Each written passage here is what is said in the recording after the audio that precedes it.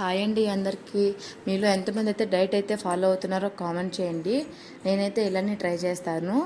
Me friends and family మెంబర్స్కి వాళ్ళు ఎవరైనా డైట్ విషయంలో అయితే ఆలోచిస్తుంటే ఈ ట్రిప్ అయితే వాళ్ళకి బాగా యూస్ అవుతుంది. ఈ వీడియోని అయితే వాళ్ళకి షేర్ చేయండి. అండ్ ముందైతే ఒక స్పూన్ అయితే సబ్జా గింజల్ని ఒక గ్లాస్ వాటర్లో నైట్ మొత్తం నానబెట్టుకోవాలి. నానబెట్టుకున్న తర్వాత మార్నింగ్కి అయితే అవి బాగా నానతాయి. మార్నింగ్కి నానబెట్టినప్పుడు చూడండి ఇలా అయితే బాగా నానిపోతాయి. నానిన తర్వాత దాంట్లో ఒక స్పూన్ తేనెని, ఒక స్పూన్ అయితే నిమ్మరసాన్ని యాడ్ చేసుకొని బాగా మిక్స్ చేసుకోవాలి. బాగా మిక్స్ చేసుకున్న తర్వాత దాన్ని మార్నింగ్ పరగడపని అయితే తాగాల. అండ్ పొద్దున్నే సాయంత్రం తాగొచ్చు, లేకపోతే మార్నింగ్ ఒక టైం అయినా తాగొచ్చు, అది మీ ఇష్టము. నేనైతే మార్నింగ్ ఒకటే తాగుతాను.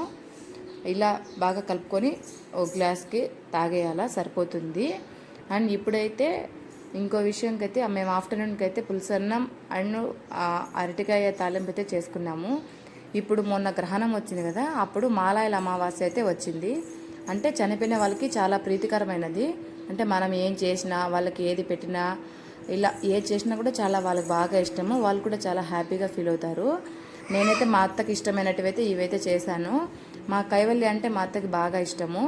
అందుకని నేను తన దగ్గర అయితే పెట్టించాను అన్నము.